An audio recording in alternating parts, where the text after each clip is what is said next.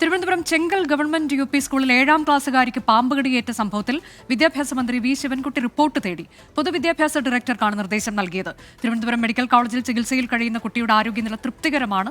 ഇപ്പോൾ ചെങ്കൽ സ്കൂളിൽ വിദ്യാഭ്യാസ ആരോഗ്യവകുപ്പ് അധികൃതർ പരിശോധന നടത്തുകയാണ്. ഉമേഷ് ബാലകൃഷ്ണൻ വിവരങ്ങളുമായി. ഉമേഷ്, ഇവിടെ കാടും പടലും മൂടിക്കിടക്കുന്ന ഒരു അവസ്ഥയിലാണ് എന്നുള്ളത് സർക്കാരിൻ്റെയൊക്കെ കൃത്യമായ നിർദ്ദേശമുണ്ട്.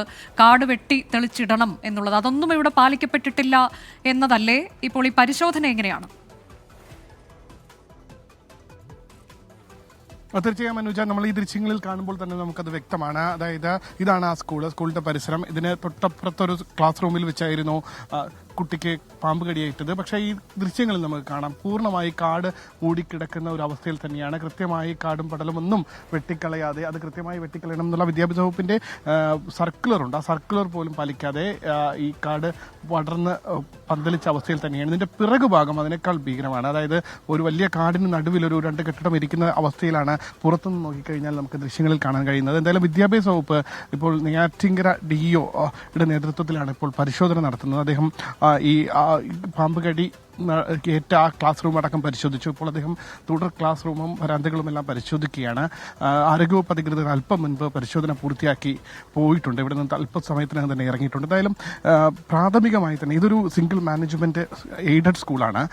ഈ എയ്ഡഡ് സ്കൂള് സർക്കാർ സ്കൂളുകൾക്കെല്ലാം കൃത്യമായ മാനദണ്ഡമുണ്ട്. ഒപ്പം എയ്ഡഡ് സ്കൂളുകൾക്കും എല്ലാം ഈ സ്കൂൾ ക്ലാസ്സുകളും പരിസരവും എല്ലാം വൃത്തിയായി സൂക്ഷിക്കുന്ന സംബന്ധിച്ച് കൃത്യമായ മാനദണ്ഡമുണ്ട്. ആ മാനദണ്ഡം ഇവിടെ പാലിക്കപ്പെട്ടിട്ടില്ല എന്നുള്ളത് പ്രാഥമികമായി തന്നെ വ്യക്തമാണ്.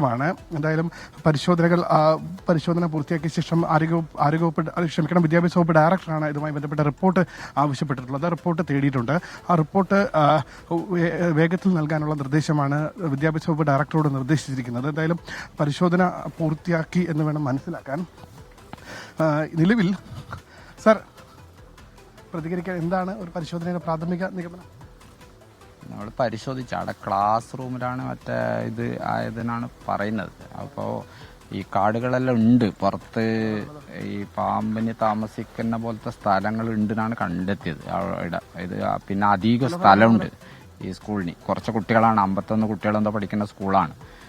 അപ്പോൾ ഇപ്പോൾ പാമ്പ് കടിയേറ്റത് അവർ പഠിപ്പിക്കാത്ത അവർ ക്ലാസ് അല്ലാത്ത ക്ലാസ്സിലാണ് അത് ഉണ്ടായത്.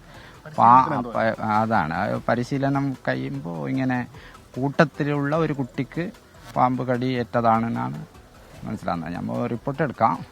പിന്നെ ഇത് ക്ലീൻ ആക്കുന്നുണ്ട് എന്നാണ് പറഞ്ഞത്. സ്റ്റാർട്ട് ചെയ്തിട്ടുണ്ട്, അതിൻ്റെ ചില സൂചനകൾ കാണുന്നുണ്ട്. അവിടെ സ്റ്റാർട്ട് ചെയ്തിട്ടുണ്ട്. അതിനെന്തായാലും ക്ലീൻ ചെയ്യും. ഇത്ര ആയതൊരു ഭാഗ്യമാണ്. അതെ, ഇത് AEO ലെവലിൽ വരുന്ന സ്കൂളാണ് സാർ. അപ്പോൾ AEO സന്ദർശിച്ചിട്ടുണ്ടാവും അല്ല സർ? AEO ഓഫീസിന് വന്നിട്ടുണ്ട് സർ.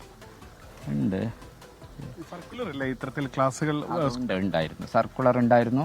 കർശനമായിട്ട് നമ്മൾ ആ സർക്കുലറെല്ലാം പറഞ്ഞതാണ്. ഞാൻ പുതിയ ആളാണ് DO ആയാലും. ഞാൻ HM ആയിരിക്കുന്ന സമയത്ത് തന്നെ ഈ സർക്കുലർ ഉണ്ടായതാണ്. ഒരു വർഷം ഫസ്റ്റ് ആരംഭം. അതന്നെ, സിംപ്ലിഫൈ ചെയ്യാൻ പാടില്ല. അതെ, ശരി. തിരുവനന്തപുരം ചെങ്കൽ ഗവൺമെന്റ് യു.പി. സ്കൂളിൽ ഇന്നലെയാണ് 7ാം ക്ലാസ്സുകാരിക്ക് പാമ്പ് കടിയേറ്റത്. വിദ്യാർത്ഥിയുടെ ആരോഗ്യനിലയിൽ കുഴപ്പമൊന്നുമില്ല. പക്ഷേ ഗുരുതരമായ അലംഭാവം ഇവിടെ ഉണ്ടായിട്ടുണ്ട്. കാട് വെട്ടിക്കളയണമെന്നുള്ള കർശനമായ നിർദ്ദേശമുണ്ട്, അതിവിടെ പാലിക്കപ്പെട്ടിട്ടില്ല. ദൃശ്യങ്ങളിൽ തന്നെ വ്യക്തമാണത്. ഇപ്പോൾ വിദ്യാഭ്യാസ ആരോഗ്യവകുപ്പ് ഉദ്യോഗസ്ഥർ അവിടെ പരിശോധന നടത്തി അവർ മടങ്ങിയിരിക്കുകയാണ്. കാട് വെട്ടിത്തെളിച്ചിട്ടില്ല എന്നതടക്കം DEO-യുടെ പ്രതികരണവും നമ്മൾ കണ്ടു.